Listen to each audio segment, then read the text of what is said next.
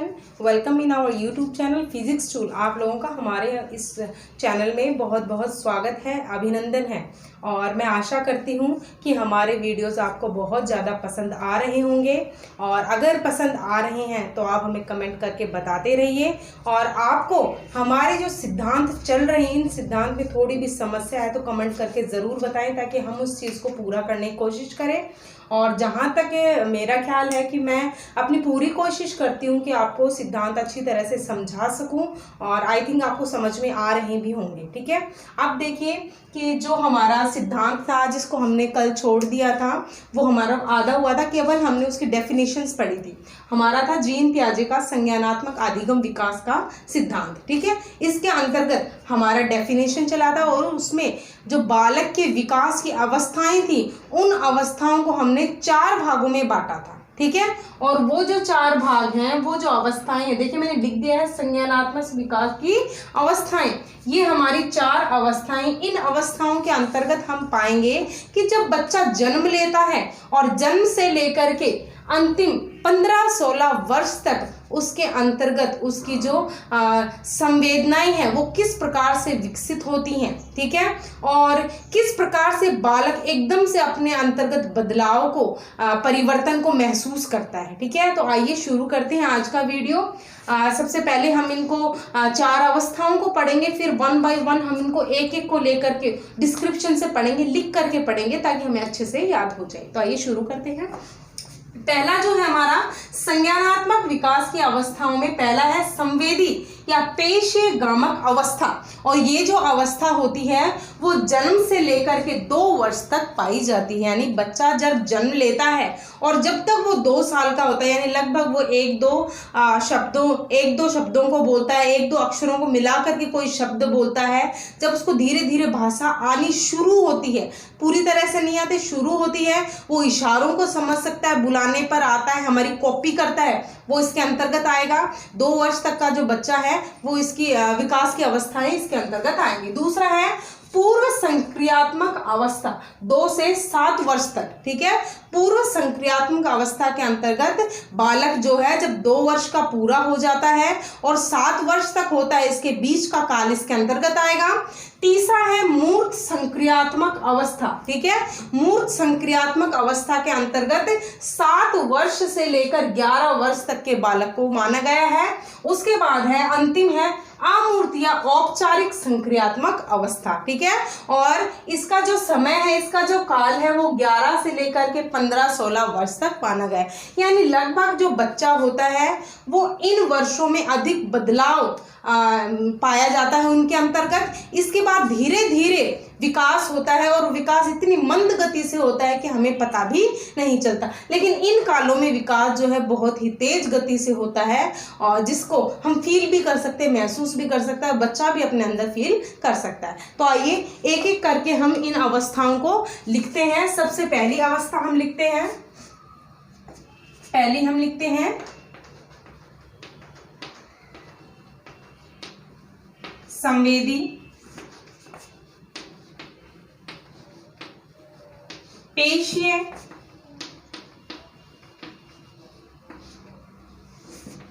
गामक अवस्था। ठीक है, अब इसके अंतर्गत देखिए गाइस, 3 हमारे जो अंग हैं वो अधिक काम करते हैं। सबसे पहले जो होती हमारी त्वचा, जिससे स्पर्श करते हैं। ठीक है, दूसरी जो होती है वो अंग होता है कान, जिसे हम सुनते हैं। ठीक है, श्रवण करते हैं। उसके बाद तीसरा जो होता है वो होती है आंख, जो दृश्य के काम आती है। ठीक है, अब देखिए इस अवस्था में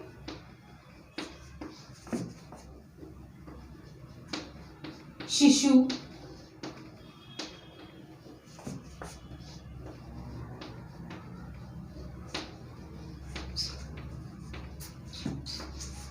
अनुकरण के माध्यम से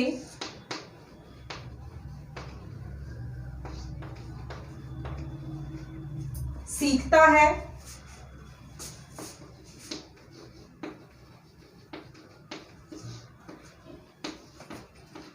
और देखिए मैंने आपको कल बताया था अनुकरण अनुसरण, ठीक है।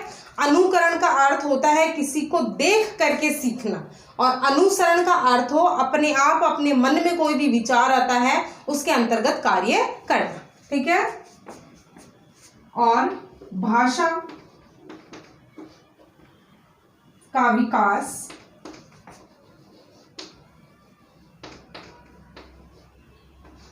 होने लगता है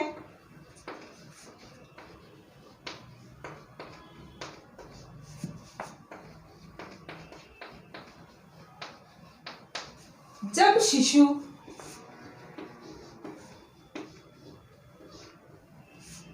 लगभग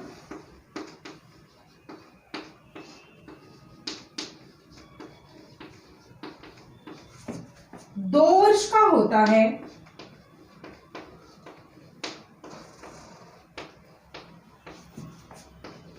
तब तक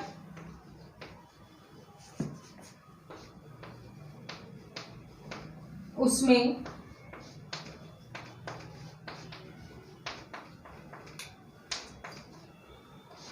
दो शब्दों के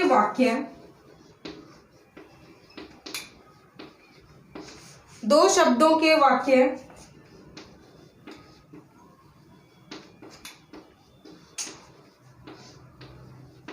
विकसित हो जाते हैं।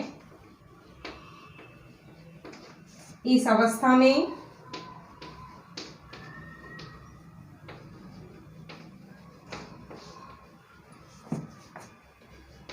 स्पर्श, इसको मैं अलग कलर से लिखती हूं ताकि आपको समझ में अच्छे से आ जाए, इस चीज को आप नोटिस में रख सकें। स्पर्श, श्रवण,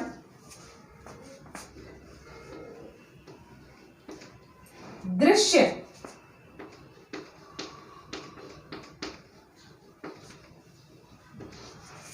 सर्वाधिक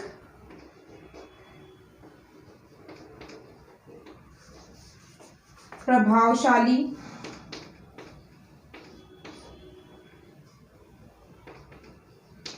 ज्ञानेंद्रियां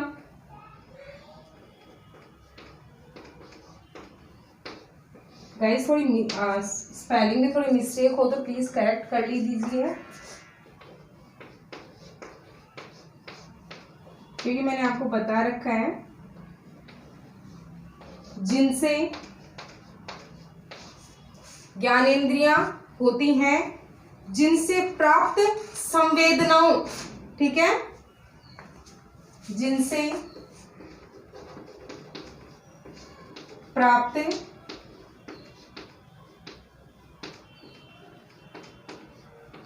संवेदनाओं के आधार पर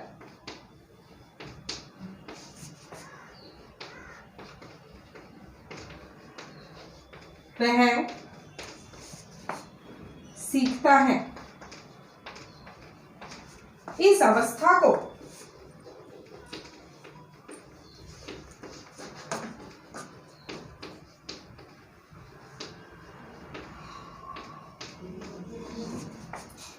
अनुकरण की अवस्था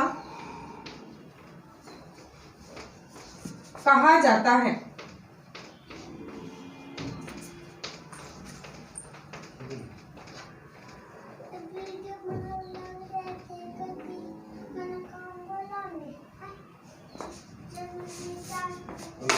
अब देखिए, इस अवस्था में शिशु अनुकरण के माध्यम से सीखता है, यानी कि दूसरों को देख करके सीखता है, ठीक है।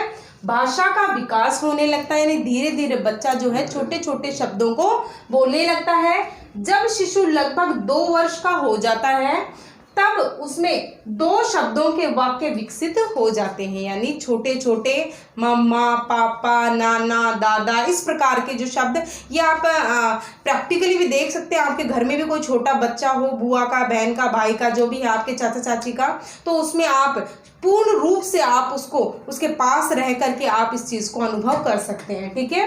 इस अवस्था में स्पर्श, श्रवण और दृश्य सर्वाधिक प्रभावशाली ज्ञानेंद्रियां होती हैं, जिनसे प्राप्त संवेदनाओं के आधार पर वह सीखता है। और इस अवस्था को किसकी अवस्था कहा जाता है? अनुकरण की अवस्था कहा जाता है। ठीक है। अनुकरण की अवस्था यानी सीधा हम देख सकते हैं कि किसी को देख करके कोई कार्य करना, यानी उसका अनुकरण करना। ठीक है। अब इसमें 3 जो हमारे अंग होते हैं वो सर्वाधिक प्रभावशाली होते हैं, त्वचा, कान और आंख। ठीक है। अब इसके अंतर्गत क्या होता है कि त्वचा से मैंने आपको कल आग का उदाहरण दे करके बताया था कि बच्चा जब तक आग के पास जाने की कोशिश करता है, जब तक वो जल नहीं जाता या उससे उसको नुकसान नहीं हो जाता, तब तक वो उस चीज को नहीं समझेगा, हम चाहे उसको कितना ही बताएं। ठीक है। कान के अंतर्गत बच्चे को जब हम बुलाते हैं आ जा या उधर चलेंगे या फिर कोई भी डुगडुगी की आवाज, तो अपने आप वो अट्रैक्ट होकर के उस चीज की ओर जाने की कोशिश करता है। आंख के अंतर्गत हम देखते हैं किसी भी चीज को देख करके ही बच्चा प्रभावित होता है या उसकी तरफ उसको पकड़ने की कोशिश करता है। ठीक है। उसके बाद हम दूसरा देखते हैं।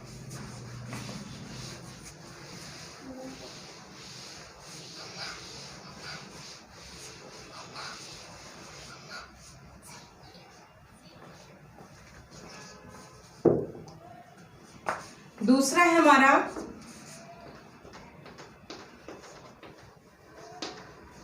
पूर्व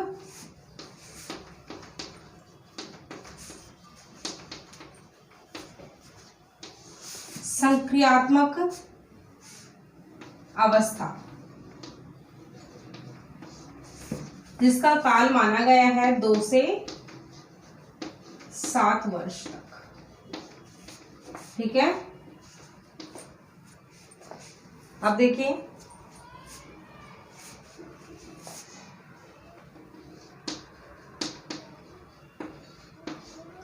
पियाजे के अनुसार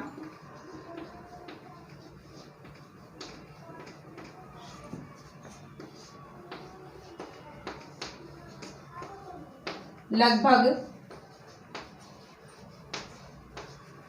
2 वर्ष की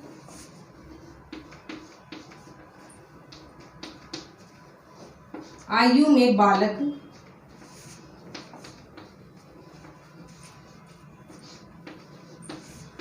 परिवार का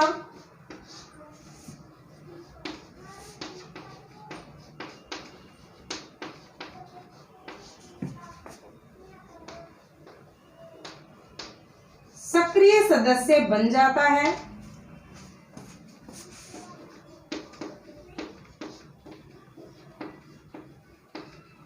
और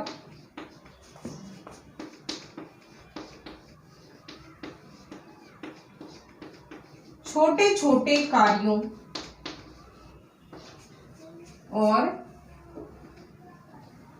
छोटे कार्यों में हाथ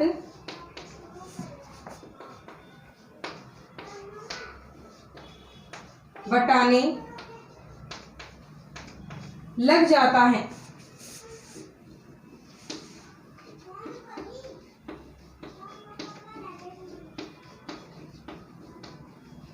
इस अवस्था में भी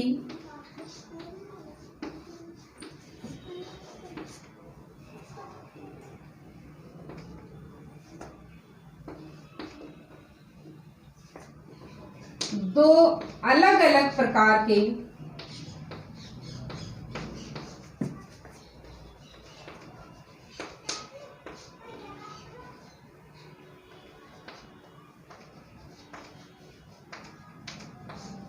लक्षण प्रकट होते हैं।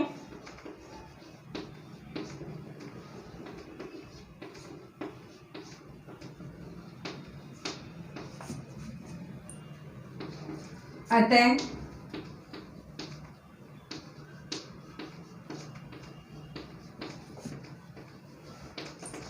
इस अवस्था को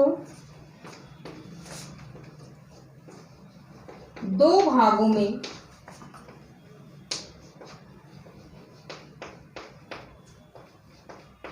बांटा गया है।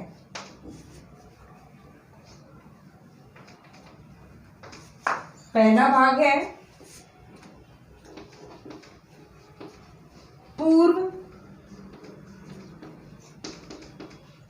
प्रत्यात्मक काल, जिसका समय काल है 2 से 4 वर्ष तक। चलिए इसको भी थोड़ा सा लिख लेते हैं, फिर एक साथ ही समझेंगे।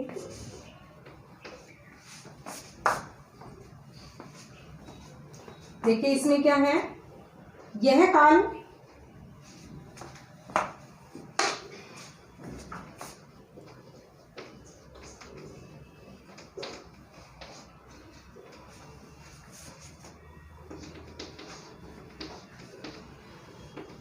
प्रारंभिक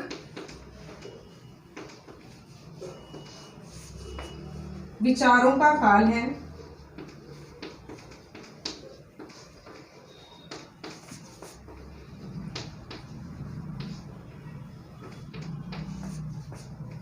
काल होता है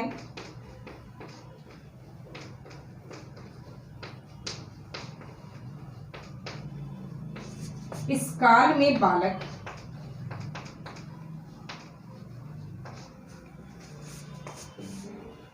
के मानसिक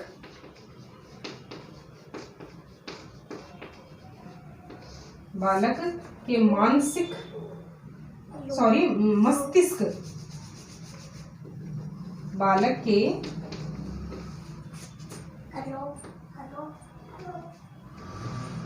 मस्तिष्क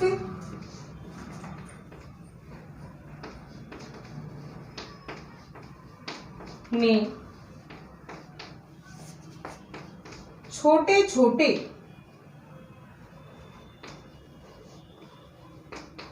विचार प्रकट होने लगते हैं, होने लग जाते हैं,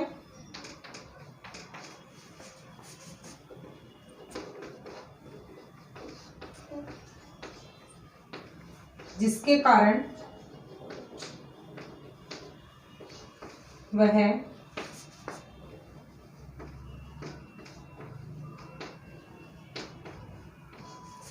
कई प्रकार के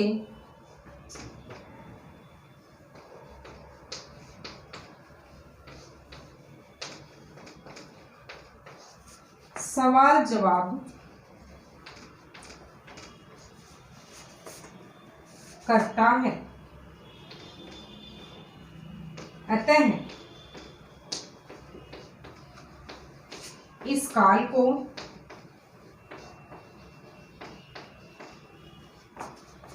बहुत इंपॉर्टेंट इसके अंदर लिख रही हूं मैं, प्रबल जिज्ञासु काल। ये क्वेश्चन आया हुआ है, प्रबल जिज्ञासु काल कहते हैं। ठीक है, देखिए इसको समझते हैं हम। सबसे पहले पूर्व संक्रियात्मक अवस्था जो 2 से 7 वर्ष तक है। पियाजे के अनुसार लगभग 2 वर्ष की आयु में बालक परिवार का सक्रिय सदस्य बन जाता है, यानी परिवार के अंतर्गत छोटे छोटे कामों के अंतर्गत बीच में अपना दखलंदाजी करना उसकी आदत हो जाती है। ठीक है, अब यह छोटे छोटे कार्यों में हाथ बटाने लग जाता है। इस अवस्था में भी 2 अलग अलग प्रकार के लक्षण प्रकट होते हैं, इसलिए इस अवस्था को कितने भागों में बांटा गया है? 2 भागों में। देखिए आप देखते हैं कि 2 वर्ष के बाद बच्चा थोड़ा सा बड़ा हो जाता है तो उसको कुछ भी बोलते हैं, जैसे खाना खिला रहे हैं किसी को तो उसको प्लेट में, बड़ी प्लेट में रोटी देंगे, जाओ रोटी दे कर के आओ, तो वो जाना पसंद करेगा, रोटी देना पसंद करेगा। ठीक है, डैडी पेन मांगते हैं, पिताजी पेन मांगते हैं तो उस बच्चे को दे देते हैं, वो अपने आप ढूंढता है, पेन ढूंढते रहता है, उसको दे देते हैं, वो जा करके पकड़ा देता है। तो वो जो ये काम करता है उसको खुशी मिलती है, उसको लगता है मैं बहुत बड़ा काम कर रहा हूँ। ठीक है, तो बच्चा जो होता है वो इसके अंतर्गत अपनी भागीदारी दिखाता है कि छोटे छोटे कार्य जो उससे होते हैं वो कर सके। ठीक है, अब इसको 2 भागों में बांटा गया है। पहला है पूर्व प्रत्यात्मक काल जो 2 से 4 वर्ष तक माना गया है। इसके अंतर्गत 2 भागों में बांट दिया, 2 से 4 एक और 4 से 7 दूसरा। ठीक है, यह काल जो होता है प्रारंभिक विचारों का काल होता है। इस काल में बालक के मस्तिष्क में छोटे छोटे विचार प्रकट होने लग जाते हैं, जिसके कारण वह कई प्रकार के सवाल जवाब करता है। अतः इस काल को प्रबल जिज्ञासु काल भी कहते हैं। बहुत ही इंपॉर्टेंट है, ये क्वेश्चन आया हुआ है कि प्रबल जिज्ञासु काल किसे कहते हैं। ठीक है, तो ये मैंने इसीलिए इसको हाईलाइट करके लिख दिया है ताकि आप इसको समझ सके। अब देखिए, आपने सुना होगा एक साइंटिस्ट की शायद हिस्ट्री भी है कि वो जो बच्चा था वो शुरुआत में तितलियां उड़ती थी, वो हमेशा पापा से पूछते रहता था कि पापा ये तितलियां उड़ती क्यों हैं? क्योंकि बेटा ये हल्की होती हैं, क्योंकि इनके पंख होते हैं। तो हमारे पंख क्यों नहीं होते? क्योंकि हमारे पंख होते हैं लेकिन हमारा वजन भारी होता है तो हम उड़ नहीं सकते। उसके मस्तिष्क में हो गया कि मैं कभी ऐसा कुछ करूंगा। वो शुरुआत से लग गया, क्योंकि इसी को बोलते हैं प्रबल जिज्ञासु काल, कि उसी टाइम से बच्चे के माइंड में एक चीज उत्पन्न हो जाती है कि मुझे ये करना। अगर लगन हो जाए तो वो बच्चा आगे जा करके बहुत ही अच्छी उपलब्धियों को हासिल करता है, एक अच्छी सक्सेस प्राप्त करता है। ठीक है, तो उसने पूछा बार बार पापा से, तो पापा ने उसको बताया, तो उसके मन में हो गया कि मैं कुछ ऐसा करूँगी जिससे हम भी हवाओं में उड़ सके। तो धीरे धीरे कर करके उसने ग्लाइडर का इस्तेमाल किया। ठीक है, और बैलून वगैरह जो हवाओं में गर्म हवा डाल करके उनको उड़ाए जाते हैं, उसको भी उसने देखा। उसके बाद ग्लाइडर का उसने आविष्कार किया, फिर हेलीकॉप्टर वगैरह, शायद ऐसा कुछ थ्योरी है, मेरे को ठीक से याद नहीं है। तो इसीलिए इस उम्र में आकर के जो बच्चा होता है, छोटा बच्चा होता है, एक ही काम कोई कर रहा हो तो उसको बार बार पूछते हैं क्यों कर रहे हो, किस लिए कर रहे हो, इससे क्या होगा, ये कितनी देर तक रहेगा। अगर उस बच्चे के इन प्रश्नों का सवालों का जो जवाब है हम सही तरीके से देते हैं तो उस बच्चे को सही दिशा दिखाई देती है। ठीक है, अगर हम उसी के सवालों से परेशान हो जाते हैं, हम बच्चे को धुतकार देते, चल उधर आ, कितनी देर से तू सवाल कर रहा है, दिमाग खराब कर दिया, इस प्रकार के अगर हम उसको उत्तर देते हैं तो बच्चे का माइंड जो होता है वो बहुत ही डीपली जाता है और वो सोचता है कि मैंने ऐसा क्या गलत कह दिया, या फिर बोलेंगे कि ये जो कर रहे हैं ये सही नहीं कर रहे इसीलिए मेरे को भी डांट दिया। तो बच्चे जो छोटे होते हैं अगर वो आपसे कोई सवाल करते हैं तो उस सवाल का जवाब आपको सही देना चाहिए और अच्छे माइंड से देना चाहिए। वो जो माइंड उसका सेट होता है वो उसकी लाइफ सेट कर देता है। ठीक है, तो गाइस आज के लिए इतना ही। हम आने वाले वीडियो में देखेंगे कि हम 3 अवस्थाओं को पढ़ेंगे, इसकी दूसरी अवस्था भी हम पढ़ेंगे। और आज के लिए इतना ही। आशा करती हूँ कि हमारा वीडियो आपको पसंद आया होगा और हमारे चैनल को लाइक शेयर सब्सक्राइब करना ना भूलें। और आज का वीडियो कैसा लगा कमेंट करके ज़रूर बताइएगा। जय हिंद।